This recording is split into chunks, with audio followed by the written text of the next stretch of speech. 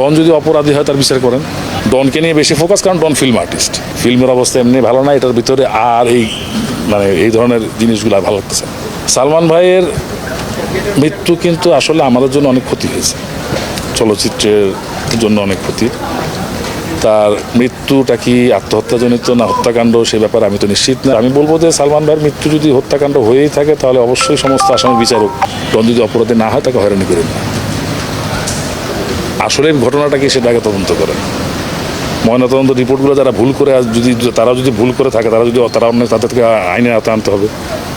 যে সমস্ত তদন্ত সংস্থাগুলো তদন্ত করে আত্মহত্যা বলেছে, যদি তারা অন্যায় করে থাকে, ভুল করে থাকে, তারা তাদেরকে আইনে আওতায় আনতে হবে নাকি, না শুধু ডনকে আইনে আওতায় আনলে হবে?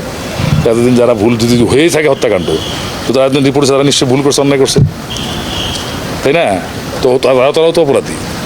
ডনকে নিয়ে বেশি ফোকাস, কারণ ডন ফিল্ম আর্টিস্ট, তাই তো। আর ডনের দাবি হচ্ছে সে সালমান খানের ঘনিষ্ঠ বন্ধু ছিল, এবং সে বিভিন্ন সময় দাবি করেছে যে সে ওই দিন ঢাকায় ছিল না, নাকি না বগুড়ায় ঘটেছিল। যাক, যেহেতু তদন্তাধীন মামলা, আমি ব্যাপারে কোনো বক্তব্য রাখতে চাচ্ছি না, মামলা ব্যাপারে আমি কোনো কথা বলতে চাচ্ছি না। আমার খালি একটাই বক্তব্য, যদি হত্যাকাণ্ড হয়ে থাকে হত্যাকারীদের বিচার হোক, এবং যারা হত্যাকাণ্ডে সহযোগিতা করে তাদের বিচার হোক, এবং হত্যাকাণ্ড ধামা দেওয়ার চেষ্টা করেছে তাদেরও বিচার হোক। কিন্তু যদি হত্যাকাণ্ড না হয়ে থাকে, বা যদি যে দোষী না হয়ে থাকে, তাকে অযথা জড়াইয়া খামা খায় হয়রানি করার কোনো কারণ নাই। ফিল্মের অবস্থা এমনি ভালো না, এটার ভিতরে আর এই ধরনের জিনিসগুলো ভালো লাগতেছে।